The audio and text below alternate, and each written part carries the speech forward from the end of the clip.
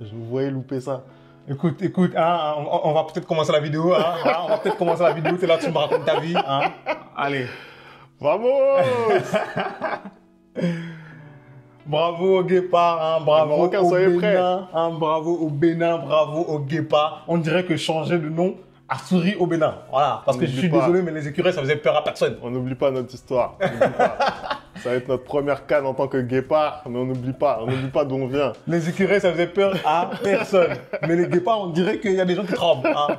En tout cas, bravo pour la qualification féminine. Merci, hein. merci. Ça a été arraché d'une forte belle manière à la Libye, hein, un beau match. On peut pas dire que le Bénin a démérité.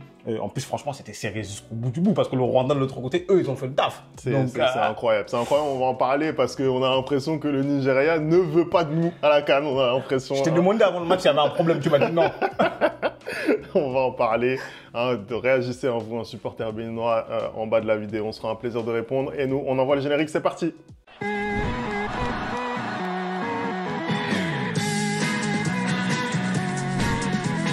Allez, on commence tout de suite ce débrief. 0-0, c'est le score de ce match. On a tendance à l'oublier parce que il s'est passé énormément de choses. Mais moi, ce que je voudrais commencer à dire, Anderson, si tu me permets, c'est que vraiment, je suis très content de cette qualification. Je suis fier. Écoute, Semi, moi, je vais dire une chose. Félicitations à toi et je vais te permettre pendant 10 minutes. Voilà. Je te permets pendant 10 minutes, tu sais quoi? Vas-y. Lance ta tirade. Non, ce que je voudrais dire, c'est que, honnêtement, cette qualification, elle a été obtenue avec la manière. Même si, sur ce match, voilà, c'était une finale, hein, une finale à 3, on va dire, puisque le Rwanda pouvait aller chercher sa qualification. La Libye aussi. Et donc la Libye. Mais, effectivement, c'était une finale à 3, donc un match vraiment avec énormément de pression. Et ça s'est senti, notamment en deuxième période pour le Bénin. C'est normal, voilà. Mais si on regarde le parcours de cette équipe, bah, on voit qu'il y a vraiment une progression. Les débuts de Gernot-Rohr, ils n'ont pas été forcément évidents d'un point de vue du résultat, mais le fond de jeu, il est présent. Et moi, je suis vraiment content que enfin on arrive à produire du jeu, on arrive à se procurer des occasions. Aujourd'hui, sur le match qu'on a vu, c'était un match, on va dire, où voilà, le Bénin n'a pas eu le ballon les 2 tiers du temps, quasiment. Donc, on a beaucoup subi, on a beaucoup défendu, on a beaucoup couru. Mais quand on regarde les situations créées et procurées, bah, on fait quasiment jeu égal avec la Libye. Bah, d'ailleurs, j'aimerais un peu revenir là-dessus parce que moi, je suis désolé. Hein. Je te l'ai dit par message. J'estime quand même que quand tu as un match comme ça, où c'est une finale, clairement, entre 3 équipes, où tu dois assurer le match nul pour te qualifier ou une victoire, et que tu as des occasions comme ont eu Mounier, par exemple, ou encore Tosin. Comment on dit Tosin? Tosin, pardon, Tosin. Pas Tosin, Tosin. Tosin. Comme ont eu Tosin, où justement il met ses têtes sur la barre alors qu'il était tout seul. Je suis désolé, Femi, tu dois tuer. Je suis désolé, dans ce match-là, je suis d'accord avec toi. Vous avez peut-être pas eu le ballon, mais vous avez eu les occasions pour être plus à l'aise dès la reprise de la deuxième mi-temps ou même dès la fin de la première mi-temps, en fait. Et ça n'a pas été transformé. Et même, j'ai trouvé que par moment, hein, il y a eu une sorte de peur. Hein. Vous avez commencé à faire énormément d'erreurs techniques, ce qui n'était pas le cas depuis le début du match. Vous avez commencé à vouloir ressortir beaucoup trop vite. Hein. Vous avez commencé à perdre du temps à partir de la 70e minute. Dandjinou, tu te fous de notre gueule. 70e minute. Tu perds du temps, pourquoi? Non, mais faut arrêter. Ils ont commencé au lighton aussi, hein. Quand tu fais une touche, tu dois mettre 20 minutes pour faire une touche, hein. Donc, il y a eu tout ça où j'estime quand même que, en fait, j'ai eu l'impression que vous avez trop voulu bien faire et que, comment dire, à un moment, il y avait beaucoup trop de déchets techniques. À un moment, l'action, par exemple, de Steve Mounier où il tire, on n'est pas sûr. Hein, parce qu'en Afrique, il n'y a pas de VAR, il n'y a pas de goal line technologie, on peut rien voir, on peut rien avoir. Tout le monde, partout, dans tous les continents, il y a tout. Mais chez nous, il n'y a jamais rien. Mais bref, on va passer. Où il tire sur le gardien et que finalement, le gardien va la récupérer avant qu'elle rentre dans les buts. Je suis désolé, il doit faire mieux, Femi. Hein, on lui offre pratiquement un face-à-face. Il a le temps de contrôler, d'avancer et de faire mieux. Il a le temps, s'il veut frapper, de mettre une vraie bonne frappe. Hein, parce que là, c'est comme Guirassy, en fait. Tu as le ballon de la qualification de tout un pays. Tu dois mettre une bastos. Non, tu dois mettre une grosse frappe. Tu me fais une passe de poussin. Hein. C'est pas normal. Non, heureusement qu'il y a la qualification au bout. Non, je suis d'accord. Là, on parle de Steve Mounier, on parle de notre capitaine, on parle d'un joueur, voilà, qui porte quasiment le pays sur ses épaules. Et c'est vrai que là, le face-à-face, tu te dis, il doit le terminer.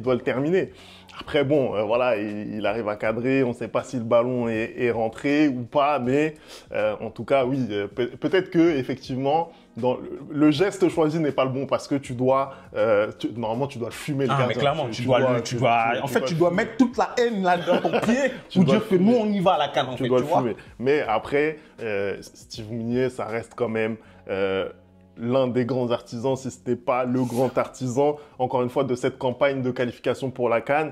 On est bien aussi parti en qualification pour la Coupe du Monde. Et voilà, ça fait partie des joueurs qui jouent en Europe et qui reviennent avec la sélection pour vraiment nous aider à aller chercher nos objectifs. Là, aujourd'hui, il n'a pas été en réussite, mais bon, voilà. D'ailleurs, il y a une petite situation litigieuse où le gardien libyen relâche le ballon, il lui pique le ballon et ils vont marquer. Est-ce que pour toi, Femi, il y a faute? Est-ce que pour toi, il y a faute? Parce que moi, en fait, quand j'ai vu l'action au début, je me suis dit, ouais, il abuse un peu, il y a faute. Après, en regardant le ralenti, je me suis dit, mais typiquement, le gardien a déjà lâché le ballon a quitté ses mains et il a la possibilité de faire ce qu'il a fait. Hein. Après, je pense que, imagine s'il le fait sans toucher le gardien, est-ce que l'arbitre revient pour dire qu'il y a faute? Bah, ouais, honnêtement, c'est difficile à dire. Moi, personnellement, je suis pas partisan de ce genre de, C'est le jeu. C'est le jeu.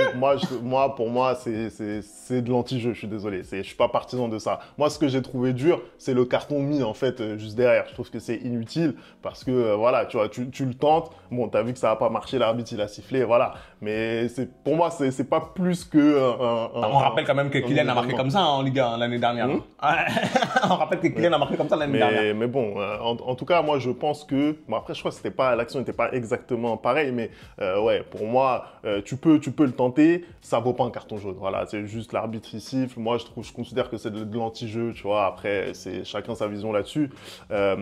Pour revenir un petit peu sur le match, effectivement... la fin de match a été un petit peu plus compliquée. Là, on a vraiment subi. J'aimerais dire quand même qu'on a tenu le résultat. C'est quand même une première. Et je sais que Wahid, je ne sais pas s'il nous regarde, mais il en a énormément parlé sur le fait qu'on est incapable de tenir un résultat. Et moi, je me rappelle, il y a 2 ans, on jouait notre qualification au Mozambique. Voilà, on était quasiment dans la même situation. Et qu'est-ce qu'on a fait? On a dilapidé notre avance. On était en train de gagner, on a dilapidé notre avance en 10 minutes. Bah franchement là, plus le match avançait et plus j'avais peur parce que je me disais mais c'est pas possible, ils vont pas encore une fois de plus réussir à se saborder. Parce qu'avec toutes les occasions ratées et surtout que la Libye commençait dans le match à prendre un peu plus de l'ascendant, je me suis dit mais c'est pas possible, maintenant ils vont passer encore à côté. Et c'est pour ça que je serais pas aussi sévère justement sur les petits actes d'anti-jeu, sur Dandjinou qui perd du temps, etc. Parce que ça, c'est l'expérience qu'on a engrangé, tu vois ce que je veux dire? On a suffisamment payé, on a suffisamment perdu pour qu'aujourd'hui, justement, on tire les leçons du passé, qu'on puisse justement rentrer un petit peu plus dans la tête de cet adversaire. Au final, je trouve que les occasions sérieuses créées dans le dernier quart d'heure de la part de la Libye, il n'y en a pas tant que ça en réalité. Donc, franchement, je trouve que ça a été plutôt bien géré. Et ça, c'est vraiment... pour moi, un axe de progression. On a gagné en maturité, clairement.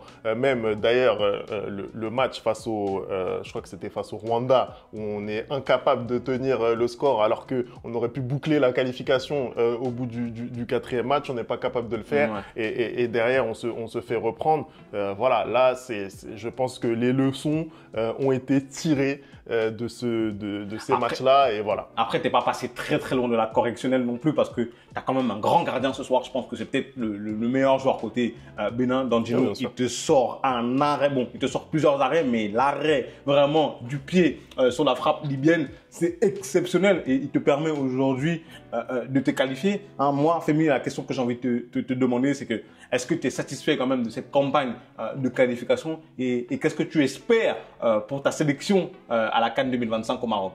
Écoute, pour répondre clairement, oui, je suis satisfait. De toute façon, une campagne qui se termine par une qualification, je vais venir te dire ici, je suis pas satisfait. Non, on sait jamais. Bien sûr que je suis satisfait. Première qualification depuis 2019 à la CAN. Ça fait 2 CAN loupées consécutivement. Une CAN, en plus, on avait bien figuré, tu vois ce que je veux dire. Donc, en fait, t'es quart de finaliste d'une CAN, tu te dis, pareil, c'est de l'expérience engrangée, des matchs vraiment à haute altitude, en 8e huitième de finale face au Maroc, tu te dis, voilà, tu as engrangé cette expérience pour pouvoir justement te qualifier et revenir plus souvent dans ces compétitions. D'autant plus que la qualification, elle est quand même relativement simplifiée par rapport aux autres années. Nous, on a joué notre première CAN en 2004 et à l'époque, pour se qualifier, c'était très compliqué. Aujourd'hui, on voit quand même qu'il y a, de par le fait qu'il y a plus de pays qui participent, forcément, c'est plus simple. Donc, effectivement, tu dois essayer de figurer de plus en plus dans ces compétitions-là. Mais pour revenir sur cette campagne, oui, je suis satisfait. On devait être deuxième de ce groupe, pour moi, pour être à notre place. Et on l'a été. Le Nigeria était l'équipe au-dessus. Au final, ils n'ont pas tant prouvé que ça. Mais bon, ils avaient leur qualification en poche avant de jouer ce match. Même, je pense que sur la globalité, quand même, ils n'ont pas tant démontré leur supériorité par rapport à d'autres équipes. Donc, ils se sont baladés pour moi dans ces qualifications, un peu comme le Congo, comme le Maroc ou même l'Algérie et tout. Là, le Nigeria, surtout en étant finaliste, n'a pas vraiment montré qu'il dominait clairement ce groupe-là à plusieurs reprises. Je pense que le Bénin aurait pu faire un meilleur résultat s'ils avaient vraiment été sérieux. Donc, voilà. Je suis totalement d'accord. Et oui, le Nigeria, pour moi, même par rapport à ce qu'ils ont montré à la CAN, on l'a dit plusieurs fois, je trouve que leur parcours, il est quand même très flatteur, très flatteur. Mais oui, pour revenir sur le Bénin, en plus, on s'est trouvé avec Gernot Rohr, je trouve, un fond de jeu. Je trouve qu'on est vraiment très intéressant. On arrive à générer pas mal d'occasions. Et pour la suite de la compétition donc, qui aura lieu au Maroc, j'ai vraiment espoir qu'on puisse se qualifier en huitième de finale. Même la qualification en huitième de finale, tu vois, elle est simplifiée par rapport aux autres années. Tu peux te qualifier en étant meilleur troisième. Donc voilà, ça ouvre des perspectives. On rappelle, là, aujourd'hui, on n'avait pas notre charnière. C'était vraiment très compliqué. On a des joueurs comme Andreas Ntoudji, par exemple, qui a été meilleur buteur de Ligue de l'année dernière, qui n'est pas titulaire dans ce match-là. Et pourtant, on arrive à avoir de la qualité sur le terrain. On arrive à se procurer des occasions. Tout est positif pour moi, c'est positif. Écoute, je pense que Femi est dans la joie, un peu comme partout au Bénin. Je pense qu'à Porto Novo, ça doit être la fête, ça doit être la gabegie, voilà, la gabegie là-bas, ça doit être n'importe quoi. Bravo à nos frères béninois, bravo au Guépard pour cette qualification historique. J'ai envie de dire historique. Voilà, je pense que peut-être que ça va être le titre de la miniature, je pense. Après, je laisse Femi décider parce que voilà, là c'est le directeur artistique ce soir. C'est sa vidéo, c'est sa victoire, et c'est sa canne, voilà. Allez, merci d'avoir regardé cette vidéo. N'oublie pas les bonnes habitudes, @thereplayfoot. Et nous, on se retrouve très vite pour une nouvelle vidéo. Ciao.